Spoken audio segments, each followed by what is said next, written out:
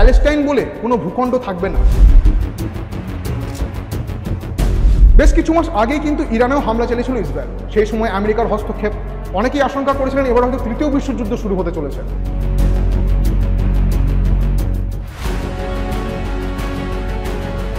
নমস্কার, সিএন ডিজিটালের নতুন অনুষ্ঠান বিয়ন্ড বর্ডার্সে আপনাদের সবাইকে স্বাগত। আমি অর্ণব রয়েছি আপনাদের সঙ্গে। মধ্যপ্রাচ্যের যুদ্ধের পরিস্থিতি, বলা যায় মধ্যপ্রাচ্যের যুদ্ধের ঘনাঘটা প্রসঙ্গ উঠছে, তার সঙ্গে একাধিক প্রশ্নও উঠছে। কেন বলছি এ কথা? ইরান, লেবানন, কাতারের এবং গাজার পাশাপাশি ইসরায়েল এখন আগুন ঝরাচ্ছে, অর্থাৎ হামলার ঝাঁজ বাড়াচ্ছে ইয়েমেনেও। ইয়েমেনে মূলত ইরান সশস্ত্র যে শিয়া গোষ্ঠী হুতি বিদ্রোহীরা রয়েছে তাদের সঙ্গেই মূলত ইসরায়েলের সংঘাত, অর্থাৎ আইডিএফের সংঘাত। সাম্প্রতিক সময়ে সূত্র মারফত যে খবর অনুযায়ী যে খবর পাওয়া যাচ্ছে যে ইসরায়েলের আইডিএফ অর্থাৎ ইসরায়েল ডিফেন্স ফোর্স ইয়েমেনে হুতিদের ওপর হামলা চালিয়েছে, যার ফলে এখনো অবধি প্রায় 50-এর কাছাকাছি মানুষ মারা গিয়েছে এবং আহত হয়েছে 150-রও বেশি মানুষ। ঠিক তার আগেই কাতারে ইয়েমেনে হামলা চালানোর একদিন আগেই কাতারে হামলা চালিয়েছিল ইসরায়েল। সেই নিয়েও বিশ্ব রাজনৈতিক মহলে আলোচনা সমালোচনার শেষ নেই। সেই নিয়েও কিন্তু আন্তর্জাতিক কূটনৈতিক মহলে, বিশেষজ্ঞ মহলে ইসরায়েলকে নিয়ে বেশ কিছু নিন্দাও করা হয়। কিন্তু এই ইয়েমেনে হামলা চালানোর ঠিক আগে ইসরায়েলের বাণিজ্য নগরী তেল হাবিবে হামলা চালায় হুতি বিদ্রোহীরা। হামলা চালানোর কারণটা কি? কিছুদিন আগেই ইয়েমেনে এক কর্মশালার আয়োজন করা হয়েছিল। সেখানে ইয়েমেনের যে রাজধানী রয়েছে সানা, সেখানে হুতি বিদ্রোহীদের একটা এলাকা রয়েছে, তারাই বেসিক্যালি ওই এলাকাটা নিয়ন্ত্রণ করেন। সেখানে যখন একটা কর্মশালা চলছিল, হুতি বিদ্রোহী যিনি প্রধানমন্ত্রী আহমেদ আল গালিব রাহি যিনি রয়েছেন, তার ওপর বিমান হামলা চালায় ইসরায়েল ডিফেন্স ফোর্স, যার ফলে তার মৃত্যু ঘটে। এই হামলার প্রতিশোধ নিতেই হুতি বিদ্রোহীরা ইসরায়েলের ওপর হামলা চালায়। তারা কি পদক্ষেপ গ্রহণ করলো?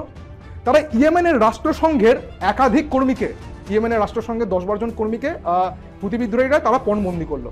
তারা কি শর্ত দিল যে আমাদের উপর যতদিন না হামলার ঝাঁজ কমাবে ইসরায়েল, ততদিনে আমরা এই পণবন্দীদেরকে ছাড়বো না। ঠিক তার পাশাপাশি ইসরায়েলের প্রধানমন্ত্রী বেঞ্জামিন নেতানিয়াহু কি বললেন? বেঞ্জামিন নেতানিয়াহু ছাড়ার পাত্র নয়। তিনি বিগত 2023 থেকে, যদি আমি বলি 2023 থেকে এখন অবধি গাজাকে রক্তাক্ত গাজাতে পরিণত করেছে। তিনি ইয়েমেনের হুতি বিদ্রোহীদের উপর কি বললেন যে আমাদের উপর পাল্টা হামলা চালালে আমরাও তো উচিত জবাব দেব। রাষ্ট্রসংঘের কর্মীদের যে পণবন্দি করলো হুতি বিদ্রোহীরা, রাষ্ট্রসংঘের একাধিক কর্মীকে পণবন্দি করলো, তাদের অভিযোগ একটাই যে অবস্থায় ইয়েমেনে তাদের প্রধানমন্ত্রীর উপর হামলা চালানো হয়েছে, বিমান হামলা চালানো হয়েছে, সেখানে এই রাষ্ট্রসংঘের কর্মীরা মদত জুগিয়েছিল, যারা একসময় ইসরায়েল ও আমেরিকার হয়ে গুপ্তচরের কাজ করত, ইভেন ইনফ্যাক্ট কাজ করছে। এটাই হুতি বিদ্রোহীদের অভিযোগ ছিল।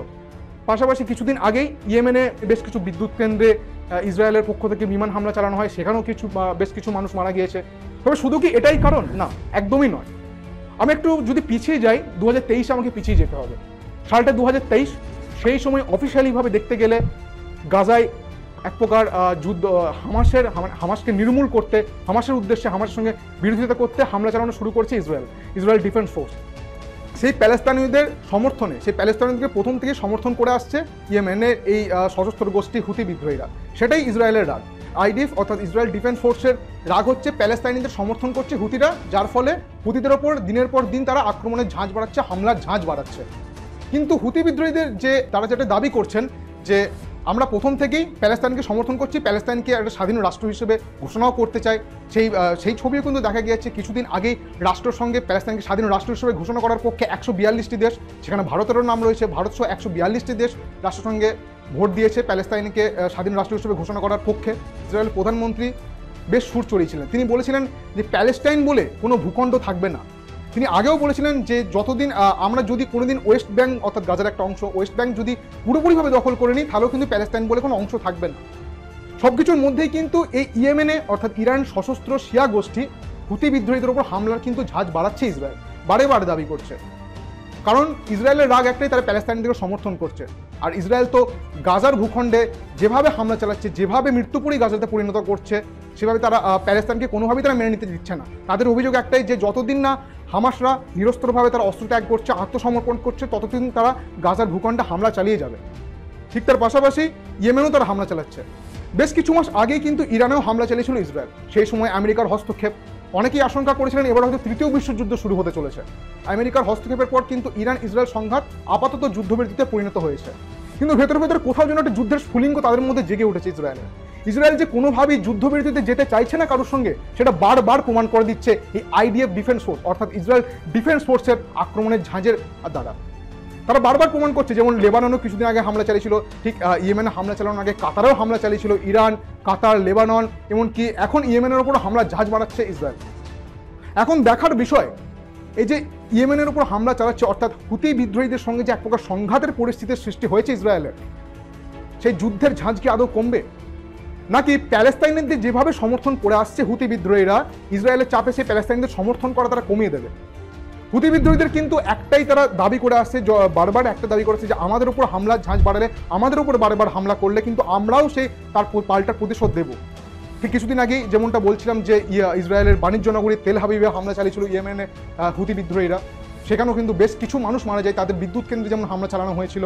পাশাপাশি যখন ইয়েমেনে যখন হামলা চালালো ইসরায়েল, তাদের পক্ষ থেকে যে দাবি করা হলো, তাদের বেশ কিছু চিকিৎসালয়, মন্ত্রণালয় এবং সচিবালয়েও তারা বেশ কিছু ক্ষতিগ্রস্ত হয়েছে। এখন দেখার বিষয় যে ইয়েমেনে যে হামলা চালাচ্ছে ইসরায়েল, যে হুতিদের সঙ্গে এক প্রকার কার্যত যুদ্ধবিধ্বস্তের পরিস্থিতির সৃষ্টি হয়েছে, সেটা কি আদৌ মধ্যপ্রাচ্যের যুদ্ধের, অর্থাৎ মধ্যপ্রাচ্যের কি বড়সড় যুদ্ধের পরিস্থিতির সৃষ্টি করবে? কারণ ইরান ইসরায়েল সংঘাত আমরা দেখেছি যে কিভাবে মধ্যপ্রাচ্যের যুদ্ধের পরিস্থিতির সৃষ্টি করা হয়েছিল, তৃতীয় বিশ্বযুদ্ধের আশঙ্কা ছিল। ঠিক একইভাবে যখন লেবানন, কাতার হামলা চালাচ্ছে ইসরায়েল, একইভাবে ইয়েমেনের ওপরও হামলা চালাচ্ছে। এখন দেখার বিষয় যে পরিস্থিতি কোন দিকে গড়ায়, ইসরায়েল কি আদৌ হামলার ঝাঁজ কমাবে, নাকি ইয়েমেনের ওপর অর্থাৎ হুতি বিদ্রোহীদের ওপর হামলার ঝাঁজ বাড়িয়ে চলবে? সেদিকেই নজর রয়েছে আমাদের, নজর রাখুন আপনারাও। পরবর্তী বিশ্লেষণের জন্য অবশ্যই নজর রাখুন সিএন ডিজিটাল পর্দায়।